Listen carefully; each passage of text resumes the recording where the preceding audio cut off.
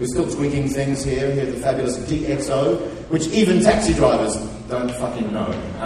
Anyone had that trouble? I got into a taxi. I said, tonight, take me to DXO. He went, huh?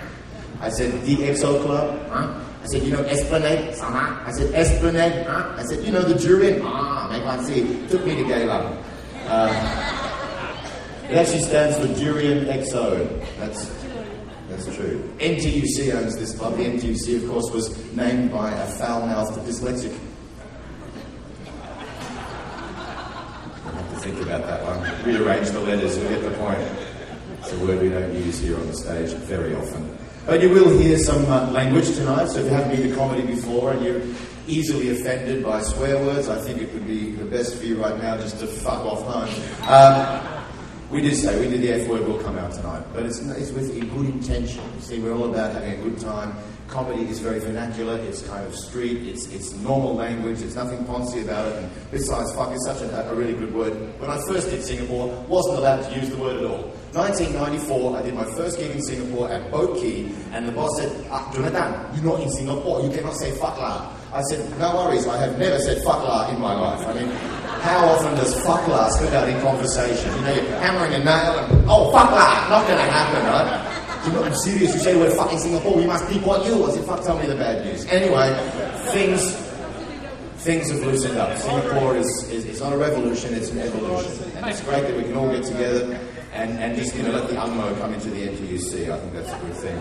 They're not used to UNMO. They're still tweaking the drinks list because normally people here just have like whiskey bottles. It's a big Asian thing. You buy the bottles, and you can, if you want, by the way, to buy a bottle of vodka or whiskey, they will keep it stored here for up to 3 months for you. But looking at this crowd, I think 3 hours would be optimistic.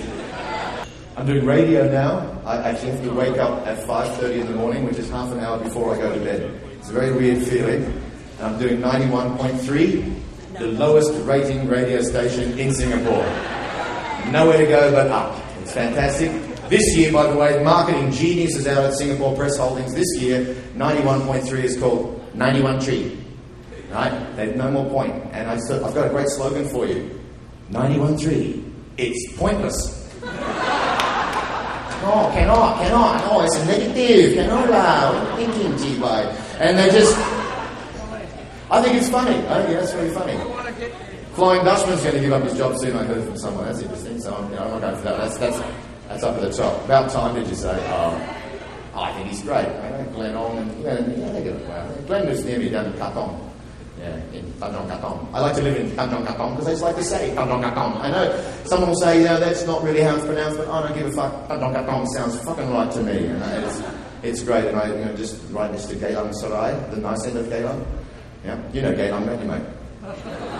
You don't know Geylang, mate. It's great food there. You can get hor fun. More hor than fun, to be honest. On every street. I'll take you up there later on. I've got a lot of friends up there. We'll gamble. We'll buy some $5 Indonesian cigarettes. It's a great night out. Really. Get some durian right up the end. You got a girlfriend with you here tonight? Is this why you're acting a little bit shy? Is it? Or are you with him? I'm sorry. I don't want to make any assumptions here. All right. It's good to see the boys coming out tonight. Normally we see them at Kumar's gig, but here they've just decided, let's see some heterosexual comedy for a change. Yeah. How many Singaporeans have we got in the room? How many have we got? Yeah? Good. Now this is a good thing. That is a great look on your face, right? Like you're smiling, but your eyes are going, don't fucking pick on me, young man. I know you weren't thinking fucking, I just do that. I'm Australian. You say fuck a lot. It's so weird. When I was teaching English in Japan some years ago, a student asked me a fair question. He said, Jonah sensei. Now, my name's Jonathan, but they don't have the TH in Japan, much like Singapore. Because, the Tarzan, if Tarzan was in Singapore, he would get around driving his Mazda tree to tree. But anyway, in Japan, they can't pronounce my name. Jonathan comes out, Jonathan, which sounds fine, but when they're polite, they put san on the end of that, and I get called Jonathan-san. And I'm thinking, hey, Jonathan-san. So when someone says to me, sumimasen, o namae wa nan desu ka? What is your name? I say, Jonah. And they go, Jonah-san. Near enough. You see, make the culture work for you. That's my motto. But in this instance, I am sensei. We're talking Ninja Turtle politeness, right?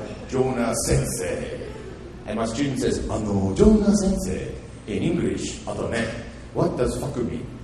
And I said, well, you know, it's a sexual term. He said, oh, sexual term. I said, you know, sex, it's like that, right? Unless you're Katie Lane, that's more like that, really. I'm just trying to include everybody, all right? I don't want a feminist backlash here. And my student was very confused. He said, but I think in English it means something different. I said, why? Last night I watched American DVD.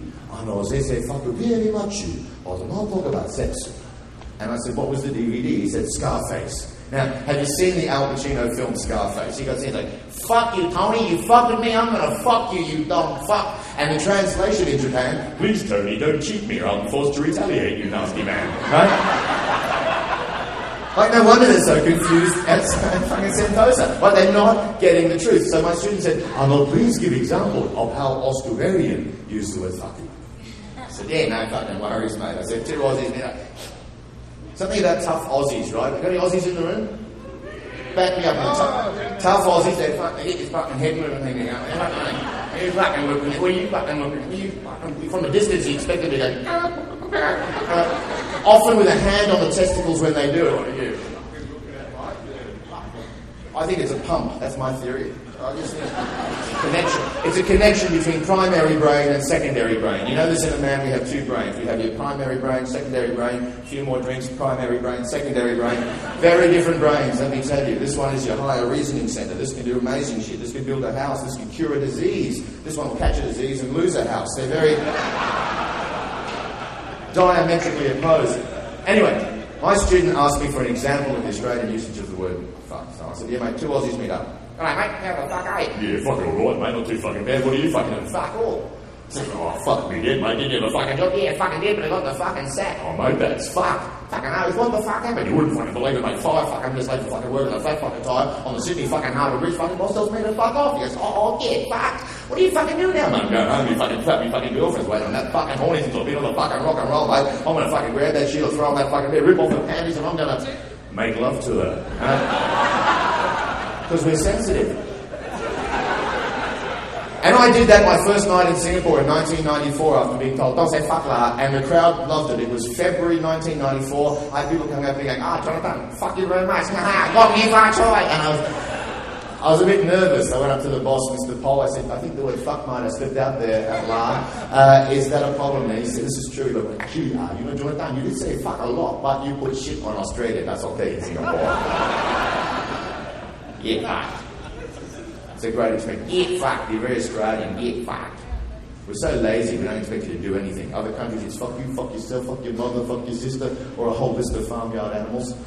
Shorter list in New Zealand. I'm sorry, that was bad, wasn't it? Anyway, the thing is, you've actually got to fuck something, but we Australians, we just tell you, get fucked. Passive construction, get on with your day, no effort involved. Get fucked. So here we are.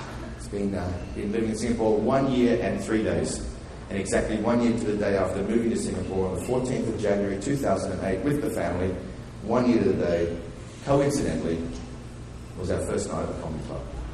And this is, do you like the room? It's cool, isn't it? Huh? It's a really cheap, it's kind of like one night stand, only Gigi, and we pay our comics. It's very different. And the comedians clapping. No, it's all good. Can't have enough comedy. I want to see it. I want to see comedy all over the place. I want to see little NTUC clubs in Bishan with comedy. I want to see it I want to see comedy on street corners. I want taxi drivers to do routines. I mean, they're fucking funny if you like tragedy, but no, taxi drivers here are good. They're different from Australia. Like here, they speak English and they bathe. Australian taxi drivers, bloody rough lot, I tell you. We've got an Australian to kick off tonight. We've got 3 really top acts. Friends of mine that I've worked with over the years and all over the world. And I put out the feelers and said, look, I'm starting a room in Singapore. Do you want to come down? And I'm so lucky that for our first, we've got 3 very different acts, very different styles of comics, so you get to see quite a range. We've got 1 Australian, 1 American, and 1 Englishman. Sounds like the start of a joke already, doesn't it? Walk into a bar and say, fuck, how expensive are the drinks in this town, and then leave. No, this is the only town in the world where Swedish people go, the drinks are rather cheap. Anyone been to Sweden? It's about $150 for a bottle of beer. Got Magnus, good to see. Magnus are coming to the party. Magnus are going to be sponsors of the club because Magnus is a fine Irish cider. I can't say cider, it's cider. And I went down to Exeter in the southwest of England. Oh, yeah, like there's cider down there. And then I walked into the bar and the guy says, how are you, my lover?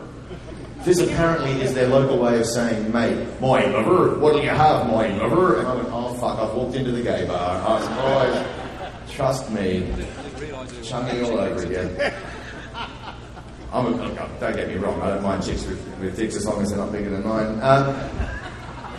Difficult to find them. He's coming out tonight, don't you worry. A couple more Magners and his true colours will show, I know.